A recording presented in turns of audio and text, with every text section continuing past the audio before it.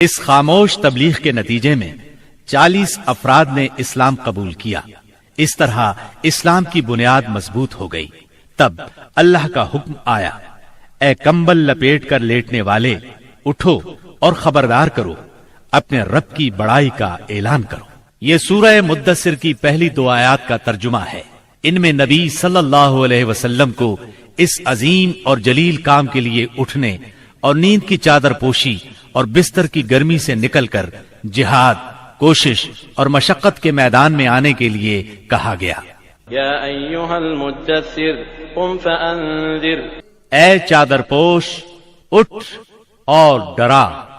گویا کہا جا رہا ہے جسے اپنے لیے جینا ہے وہ تو راحت کی زندگی گزار سکتا ہے، لیکن آپ جو اس زبردست بوجھ کو اٹھا رہے ہیں تو آپ کو نیند سے کیا تعلق، آپ کو راحت سے کیا سروکار، آپ کو گرم بستر سے کیا مطلب، پرسکون زندگی سے کیا نسبت، راحت بخش ساز و سامان سے کیا واسطہ۔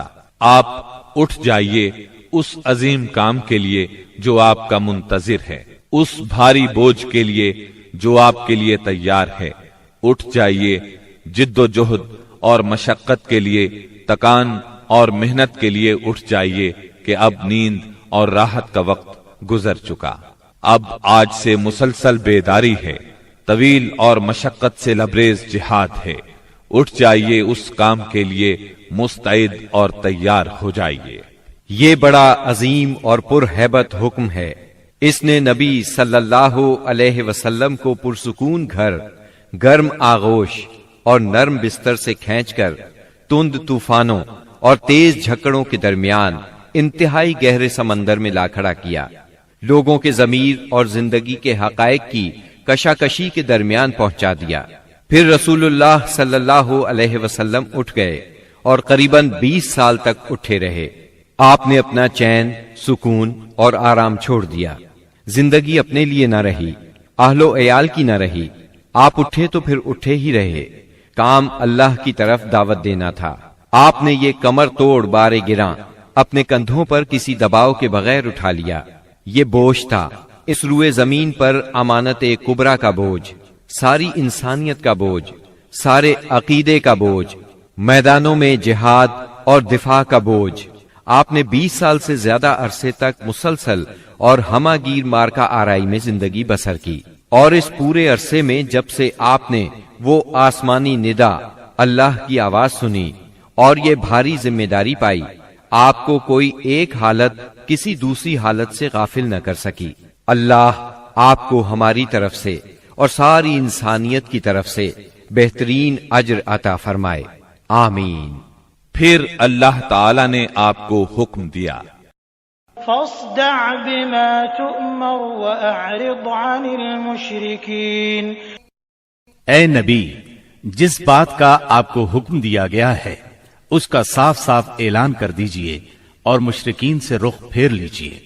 پھر مزید حکم ہوا، وَأَنذِرْ عَشِيرَتَكَ الْأَقْرَبِينَ وَاخْفِضْ جَنَاحَكَ لِمَنِ اتَّبَعَكَ مِنَ الْمُؤْمِنِينَ۔ اور سب سے پہلے اپنے قریبی رشتہ داروں کو کفر اور شرک سے ڈرائیے، اور جو ایمان لے آئے اور آپ کی پیروی کرے اس کے ساتھ نرمی اور شفقت کا معاملہ فرمائیے۔ جب آپ کو عام دعوت دینے کا حکم دیا گیا اور یہ ہدایت نازل ہوئی کہ آپ اپنے قریب ترین عزیزوں کو سب سے پہلے اللہ کے عذاب سے ڈرائیں، تو آپ نے صبح سویرے کوہ صفا پر چڑھ کر بلند آواز سے پکارا، یا صباحا۔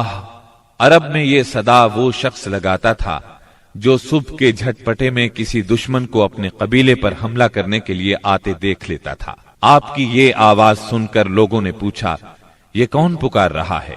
بتایا گیا، یہ محمد کی آواز ہے۔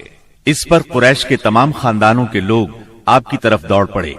جو خود آ سکتا تھا وہ خود آیا، جو نہیں آ سکتا تھا اس نے اپنی طرف سے کسی کو بھیج دیا۔ جب سب لوگ جمع ہو گئے تو آپ نے قریش کے ایک ایک خاندان کا نام لے لے کر پکارا، اے بنی ہاشم، اے بنی عبد المطلب، اے بنی فہر، اگر میں تمہیں یہ بتاؤں کہ اس پہاڑ کے پیچھے ایک لشکر تم پر حملہ کرنے کے لیے تیار ہے تو کیا تم میری بات کو سچ مانو گے؟ کیونکہ میں ایسی جگہ کھڑا ہوں जहां से मैं इधर भी देख रहा हूं और उधर भी। सब ने यकजुबान होकर कहा, हम आपकी बात फौरन मान लेंगे। हमने कभी आपको झूठा नहीं पाया, हमने हमेशा आपको सच्चा ही पाया है। तब आपने फरमाया, मैं तुम्हें एक सख्त आजाब से पहले खबरदार करने के लिए भेजा गया हूं। आपका चचा अबू लहब भी उस मजमे में मौजूद था। वो आपका खिताब सुनकर सख्त बरहम हुआ, कहने लगा, सत्यानाश जाए तेरा, क्या इसलिए तूने हमें जमा किया है? एक रिवायत में यह भी है कि उसने पत्थर उठाया ताकि आपको खींच मारे। इस तरह मक्के में एलानिया तबलीग की इब्तिदा हुई। लोग मुसलमान होने लगे। मुसलमान होने वालों में ज्यादातर नौजवान लोग थे। इस तरह उनके बड़ों को बहुत दुख हुआ कि हमारी इजाजत और मर्जी के बगैर ये क्यों पुराने कौमी दीन से फिर गए। उन लोगों ने अपने नौ उम्र रिश्तेदारों को तरह तरह से अजियतें दी, मारा पीटा, बेड़ियां लगाकर कैद किया, छत के बगैर कमरों में बंद किया, तपती रेत पर नंगे बदन लिटाया, मगर ये तमाम अजियतें बेअसर रहीं। उन लोगों में आजाद मर्द और औरतें भी थीं, लौंडी और गुलाम भी थे। लौंडियों और गुलामों को उनके आकाओं ने शदीद तकलीफ पहुंचाई। इसी तरह मवाली भी थे, यानी गैर कबीलों के अरब, जो अहले मक्का में किसी एक के साथ किसी मुआहदे के जरिए से मवाली बन गए थे। मतलब ये कि उनके हलीफ बन गए थे। उनमें से एक सैयदना अम्मार बिन यासिर रजी अल्लाह अन्हो का खानदान भी था। उनके खानदान को खास तौर पर जुल्म का निशाना बनाया गया। सैयदना यासिर रजी अल्लाह अन्हो पर इतना जुल्म ढाया गया कि वो शहीद हो गए। सैयदा सुमैया रजी अल्लाह अन्हा, जो सैयदना अम्मार की वालिदा थी, उन्हें अबू जहल ने नेजा मारकर शहीद कर दिया। ये इस्लाम में पहली शहीद खातून हैं। जल्द ही कुरान करीम में बुत परस्ती के खिलाफ सख्त आयात नाजिल हुई। मसलन सूरह अंबिया की आयत 98 में इरशाद हुआ, इन्नकुम वमा तअबुदून मिन दूनिल्लाहि हसबु जहन्नम अंतुम लहा वारिदून। बेशक तुम और वो बुत जिनको तुम अल्लाह के सिवा पूजा करते हो, सब दोज़ख का ईंधन होंगे और तुम सब उसमें दाखिल होकर रहोगे। इस पर मुशरिकीन के जुल्म और सितम में और शिद्दत आ गई। आपकी जात के खिलाफ और इस्लाम के हल्के में दाखिल होने वालों के खिलाफ तेजी आ गई। खास तौर पर अबू जहल और अबू लहब ने इंसानियत की हुदूद फलांग डाली। अलानिया तबलीग के बाद नबी सल्लल्लाहु अलैहि वसल्लम ने हरम में उस तरीके से नमाज शुरू कर दी जो अल्लाह ताला ने आपको सिखाया था, और यही वो चीज थी जिससे कुरैश ने पहली मर्तबा महसूस किया कि आप किसी नए दीन के दावेदार हैं। इस पर अबू जहल की जाहिलियत और भड़क उठी। उसने आपको धमकाना शुरू कर दिया। आपसे सख्त लहजे में कहा, हरम में इस तरीके से इबादत न करें। फिर अबू जहल ने कुरैश के लोगों से पूछा, क्या मुहम्मद तुम्हारे सामने जमीन पर इस तरह अपना मुंह टिकाते हैं? उन लोगों ने कहा, हाँ। इस पर उसने कहा, लात और उज़्ज़ा की कसम, अगर मैंने उसे इस तरह नमाज पढ़ते देख लिया तो मैं उसकी गर्दन पर अपना पांव रख दूंगा और उसका चेहरा जमीन पर रगड़ दूंगा। फिर ऐसा हुआ कि उसने आपको नमाज पढ़ते देख लिया। वो फौरन आपकी तरफ लपका। वो अपने ऐलान के मुताबिक आपकी गर्दन मुबारक पर अपना नापाक पांव रखना चाहता था कि उसी वक्त लोगों ने उसे घबराकर खौफजदा अंदाज में पीछे हटते देखा। वो अपने मुंह को किसी चीज से बचाने की कोशिश कर रहा था। लोगों ने उससे पूछा, तुझे क्या हुआ? इस तरह पीछे क्यों हटाया? उसने कहा, मेरे और उसके दरमियान अचानक आग की एक खंदक और कोई हौलनाक चीज थी और कुछ पर थे। उसकी ये बात किसी ने आपको बताई तो आपने फरमाया, अगर वो मेरे करीब फटकता तो फरिश्ते उसके चीथड़े उड़ा देते। सैयदना इब्ने अब्बास रजी अल्लाह अन्हो से रिवायत है कि रसूलुल्लाह सल्लल्लाहु अलैहि वसल्लम मकामे इब्राहिम पर नमाज पढ़ रहे थे। ऐसे में अबू जहल का उधर से गुजर हुआ। उसने कहा, ऐ मोहम्मद, क्या हमने तुम्हें इससे मना नहीं किया था? ये कहकर वो आपको धमकियां देने लगा। जवाब में आपने भी उसे सख्ती से झिड़क दिया। इस पर उसने कहा, ऐ मोहम्मद, तुम किस बल पर मुझे डराते हो? अल्लाह की कसम, इस वादी में मेरे हमायती सबसे ज्यादा हैं। एक दिन किसी जगह ऊंट ज़बह किया गया। अबू जहल ने उक़बा बिन अबी मुआयद को भेजा कि जाकर ओझड़ी उठा लाए, और जब आप सजदे में जाएं तो उसको आपकी पीठ पर रख दे। उसने ऐसा ही किया। وہ اس قدر وزنی تھی کہ آپ سجدے سے سر نہ اٹھا سکے۔ سیدہ فاطمہ رضی اللہ عنہا اس وقت بچی تھیں، انہیں اطلاع ملی تو وہ دوڑی آئیں اور اس غلیظ بوجھ کو آپ کی کمر مبارک سے اتارا۔ سیدنا عمرو بن عاص چشمدید واقعہ بیان کرتے ہیں، ایک روز نبی اکرم صلی اللہ علیہ وسلم خانہ کعبہ میں نماز پڑھ رہے تھے۔ عقبہ بن ابی معیط آیا، اس نے اپنی چادر کو لپیٹ دے کر آپ کی گردن مبارک میں ڈال دیا اور بل دینے لگا۔ جب اس نے بل پر بل دیے تو آپ کی گردن مبارک بھنچ گئی۔ آپ اسی طرح اطمینان قلب سے سجدے میں پڑے رہے۔ اتنے میں سیدنا ابو بکر صدیق رضی اللہ عنہ وہاں پہنچ گئے۔ انہوں نے دھکے دے کر عقبہ بن ابی معیط کو ہٹایا اور ان سے فرمایا، أتقتلون رجلا أن يقول ربي الله وقد جاءكم بالبينات؟ کیا تم ایک ایسے شخص کو مارتے ہو اور صرف اس جرم میں کہ وہ کہتا ہے میرا پروردگار اللہ ہے، اور وہ تمہارے پاس روشن دلائل لے کر آیا ہے۔ ان کے ایسا کہنے پر چند شریر سیدنا صدیق اکبر رضی اللہ عنہ پر ٹوٹ پڑے اور انہیں خوب زد و کوب کیا۔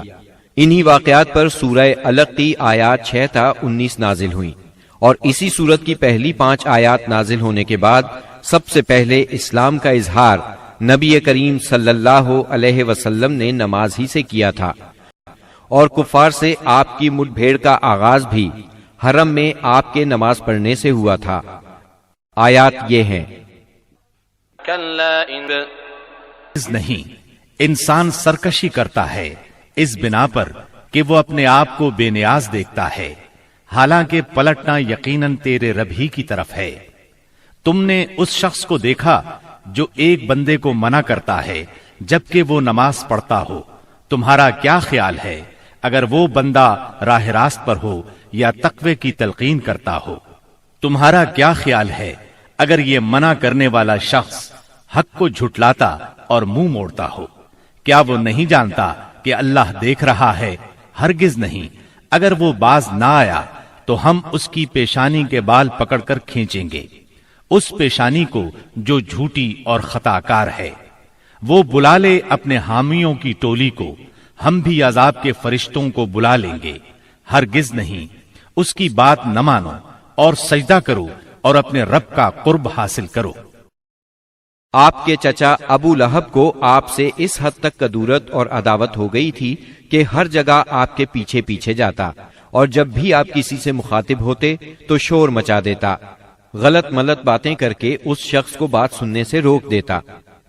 دراصل نبی صلی اللہ علیہ وسلم کے بارے میں ابو لہب کا موقف شروع سے یہی تھا، جبکہ قریش نے اس وقت اس طرح کی بات سوچی بھی نہیں تھی۔ حج کے دنوں میں بھی ابو لہب نبی کریم صلی اللہ علیہ وسلم کو جھٹلانے کے لیے بازاروں اور اجتماعات میں آپ کے پیچھے لگا رہتا تھا۔ طارق بن عبداللہ محاربی کی روایت سے معلوم ہوتا ہے کہ یہ شخص صرف زبان سے جھٹلانے ہی پر اکتفا نہیں کرتا تھا بلکہ پتھر بھی مارتا تھا۔ ان پتھروں سے آپ کی ایڑیاں خون آلود ہو جاتی تھیں۔ بعثت سے پہلے ابو لہب نے اپنے 2 بیٹوں عتبہ اور عتیبہ کی شادی رسول اللہ صلی اللہ علیہ وسلم کی 2 صاحبزادیوں سیدہ رقیہ اور سیدہ ام کلثوم رضی اللہ عنہما سے کی تھی۔ جب آپ نے نبوت کا اعلان فرمایا، توحید کی تبلیغ کی، تو اس نے نہایت سخت رویہ اختیار کیا اور اپنے دونوں بیٹوں کو مجبور کیا کہ وہ آپ کی بیٹیوں کو طلاق دے دیں۔ چنانچہ ان دونوں نے طلاق دے دی۔ اسی طرح جب نبی صلی اللہ علیہ وسلم کے دوسرے صاحبزادے عبداللہ کا انتقال ہوا تو ابو لہب کو اس قدر خوشی ہوئی کہ وہ دوڑتا ہوا اپنے دوستوں کے پاس پہنچا اور انہیں یہ خبر سنائی کہ محمد معاذ اللہ ابتر یعنی نسل بریدہ ہو گئے ہیں۔ ابو لہب کی بیوی ام جمیل بھی رسول اللہ صلی اللہ علیہ وسلم کی دشمنی میں اس سے پیچھے نہیں تھی۔ اس کا نام اروا تھا، جو حرب بن امیہ کی بیٹی اور ابو سفیان کی بہن تھی۔ یہ آپ کے راستے میں رات کے وقت کانٹے بچھا دیا کرتی تھی، بہت بد زبان تھی، فساد برپا کرنے والی تھی۔ قرآن میں اسے حمالۃ الحطب یعنی لکڑی ڈھونے والی کا لقب دیا گیا ہے۔ جب اسے معلوم ہوا کہ اس کی اور اس کے شوہر کی مذمت میں قرآن نازل ہوا ہے تو وہ رسول اللہ صلی اللہ علیہ وسلم کو تلاش کرتی ہوئی آئی۔ آپ خانہ کعبہ کے پاس مسجد حرام میں تشریف فرما تھے۔ سیدنا ابو بکر صدیق رضی اللہ عنہ بھی ساتھ تھے۔ اس کی مٹھی میں پتھر تھے۔ آپ کے سامنے آ کھڑی ہوئی تو اللہ تعالیٰ نے اس کی نگاہ پکڑ لی اور وہ رسول اللہ صلی اللہ علیہ وسلم کو نہ دیکھ سکی۔ البتہ ابو بکر صدیق اسے نظر آ رہے تھے۔ اس نے پوچھا، ابو بکر تمہارا ساتھی کہاں ہے؟ مجھے معلوم ہوا ہے کہ وہ میری حجب کرتا ہے۔ اللہ کی قسم اگر میں اس تک پہنچ گئی تو یہ پتھر اس کے منہ پر ماروں گی۔ دیکھو اللہ کی قسم میں بھی شاعرہ ہوں۔ یہ کہہ کر اس نے شعر پڑھا، مزممن عصینا وامرہ ابینا ودینہ قلینا۔ ہم نے مزمم کی نافرمانی کی، اس کے امر کو تسلیم نہ کیا اور اس کے دین کو نفرت اور حقارت سے چھوڑ دیا۔ اس کے بعد وہ واپس چلی گئی۔ سیدنا ابو بکر صدیق رضی اللہ عنہ نے عرض کیا، اے اللہ کے رسول، کیا اس نے آپ کو دیکھا نہیں؟ آپ نے فرمایا، نہیں، اس نے مجھے نہیں دیکھا، اللہ نے اس کی نگاہ پکڑ لی تھی۔ بہرحال نبی صلی اللہ علیہ وسلم اپنی تبلیغ میں لگے رہے، مجمعوں اور محفلوں میں پہنچ کر اسلام کا پیغام دیتے رہے۔ آپ کتاب اللہ کی آیات پڑھتے اور سابقہ رسولوں نے جو پیغام دیا تھا وہی پیغام لوگوں کو سناتے۔ آپ فرماتے، یا قوم اعبدوا اللہ ما لکم من الہ غیرہ۔ اے میری قوم کے لوگو، اللہ کی عبادت کرو، اس کے سوا تمہارا کوئی معبود نہیں۔ اس کے ساتھ ہی آپ نے لوگوں کے سامنے کھلم کھلا اللہ کی عبادت شروع کر دی۔ چنانچہ آپ دن دہاڑے سارے لوگوں کے سامنے کعبہ کے صحن میں نماز پڑھتے۔ آپ کی تبلیغ آہستہ آہستہ کامیاب ہوتی چلی گئی۔ قریش اس پوری صورتحال کو تشویش کی نظر سے دیکھ رہے تھے۔ ابھی تھوڑا عرصہ گزرا تھا کہ حج کا موسم آ گیا۔ کفار حاجیوں کے سلسلے میں پریشان ہو گئے۔ چنانچہ ان کی ایک جماعت ولید بن مغیرہ کے پاس آئی۔ یہ ان میں عمر رسیدہ اور مرتبے والا آدمی تھا۔ اس نے کہا، دیکھو حج کا موسم آ گیا ہے، اب ہر طرف سے لوگ تمہارے پاس آئیں گے اور وہ ان صاحب کا معاملہ سن ہی چکے ہیں، لہٰذا کوئی ایک رائے طے کر لو اور مختلف باتیں نہ کہنا، ورنہ ایک دوسرے کو جھٹلا بیٹھو گے۔ لوگوں نے کہا، تب پھر آپ ہی بتائیں ہمیں کیا کرنا چاہیے، کیا کہنا چاہیے؟ اس نے کہا، نہیں بلکہ تم کہو میں سنوں گا۔ لوگوں نے کہا، اچھا تو ہم ان سے کہیں گے یہ کاہن ہے۔ یہ سن کر ولید بن مغیرہ نے جواب دیا، وہ کاہن نہیں ہے، ہم نے کاہنوں کو دیکھا ہے، اس میں نہ ان جیسی گنگناہٹ ہے نہ تک بندی۔ تب ان لوگوں نے کہا، ہم کہیں گے وہ پاگل ہے۔ ولید بن مغیرہ نے جواب دیا، وہ پاگل بھی نہیں ہے، ہم لوگ پاگل پن کو بھی پہچانتے ہیں، اس میں نہ پاگلوں کسی گھٹن ہے، نہ الٹی سیدھی حرکتیں، نہ بہکی بہکی باتیں۔ لوگوں نے کہا، تب پھر ہم کہیں گے وہ شاعر ہے۔ ولید بن مغیرہ بولا، وہ شاعر بھی نہیں ہے، ہمیں شعر و شاعری کی تمام قسمیں معلوم ہے، وہ شاعر نہیں ہے۔ وہ بولے، اچھا تو ہم کہیں گے وہ جادوگر ہے۔ ولید بن مغیرہ نے کہا، وہ جادوگر بھی نہیں ہے، ہم نے جادو اور جادوگر سب دیکھے ہیں، اس میں ان جیسی جھاڑ پھونک ہے نہ گرہ بندی۔ انہوں نے کہا، تب پھر آخر ہم ان سے کیا کہیں، کیا بتائیں، یہ کون ہے، کیا ہے؟ اس نے جواب میں کہا، اللہ کی قسم اس کی بات میں مٹھاس ہے، تازگی ہے، اس کی جڑ پائیدار اور شاخ پھلدار ہے، تم جو بھی کہو گے واضح ہو جائے گا کہ تم نے جھوٹ کہا ہے۔ ویسے زیادہ مناسب یہی ہے کہ تم کہہ دو وہ جادوگر ہے، اور اس کی باتوں میں جادو ہے، وہ اس کے ذریعے سے باپ بیٹے میں، بھائی بھائی میں، میاں بیوی میں، آدمی اور اس کے خاندان میں لڑائی کروا دیتا ہے، پھوٹ ڈلوا دیتا ہے۔ چنانچہ یہ بات طے کر کے وہ لوگ وہاں سے اٹھے۔ اب انہوں نے حج کے لیے آنے والوں کی راہوں میں بیٹھنا شروع کیا۔ اب جو بھی ان کے پاس سے گزرتا اسے آپ کے بارے میں بتاتے، انہیں ڈراتے اور کہتے کہ تم لوگ اس شخص کے جال میں نہ آ جانا۔ نتیجہ یہ ہوا کہ لوگوں نے آپ کو دیکھنے اور آپ کی باتیں سننے سے پہلے ہی بچ کر رہنے کی ٹھان لی۔ اس کے بعد جب حج کے دن آ گئے تب نبی اکرم صلی اللہ علیہ وسلم نے حاجیوں کے مجمعوں میں اور ان کے ڈیروں پر جانا شروع کر دیا، جا کر انہیں اسلام کی طرف بلانا شروع کیا۔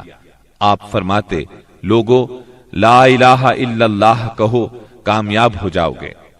ادھر ابو لہب کا یہ حال تھا کہ وہ آپ کے پیچھے پیچھے لگا رہتا، آپ کو جھٹلاتا جاتا، تکلیف بھی پہنچاتا۔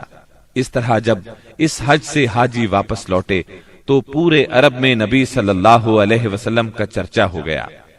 قرآن مجید کی سورہ المدثر کی آیات 11 تا 26 میں اور اس شخص کو جسے میں نے اکیلا پیدا کیا، بہت سا مال اسے دیا، اس کے ساتھ ساتھ حاضر رہنے والے بیٹے دیے اور اس کے لیے ریاست کی راہ ہموار کی۔ پھر وہ طمع رکھتا ہے کہ میں اسے اور زیادہ دوں گا، ہرگز نہیں، وہ ہماری آیات سے عناد رکھتا ہے۔ میں تو اسے بہت جلد ایک کٹھن چڑھائی چڑھاؤں گا۔ اس نے سوچا اور کچھ بات بنانے کی کوشش کی تو رب کی مار اس پر۔ اس نے کیسی بات بنانے کی کوشش کی؟ ہاں، رب کی مار اس پر۔ اس نے کیسی بات بنانے کی کوشش کی؟ پھر لوگوں کی طرف دیکھا، پھر پیشانی سکیڑی اور منہ بنایا، پھر پلٹا اور تکبر میں پڑ گیا۔ آخر کار بولا کہ یہ کچھ نہیں ہے مگر ایک جادو جو پہلے سے چلا آ رہا ہے، یہ تو ایک انسانی کلام ہے، بہت جلد میں اسے دوزخ میں پھینک دوں گا۔ اسلام کی اشاعت بڑھ رہی تھی، لیکن اس کے ساتھ ساتھ قریش کا ظلم و ستم بھی شدید سے شدید تر ہوتا جا رہا تھا۔ پھر آپ ایک مخلص صحابی ارقم بن ابی ارقم رضی اللہ عنہ کے گھر میں تبلیغ کا کام کرنے لگے، یعنی وہ گھر آپ کی تبلیغ کا مرکز ٹھہرا۔ مسلمانوں کو اسلامی تحریک کے سب سے پہلے مرکز دار ارقم کا علم تھا۔ چنانچہ کوئی اجنبی شخص مسلمان ہونے کے لیے آتا تو اہل اسلام اسے بھی دار ارقم پہنچا دیا کرتے تھے۔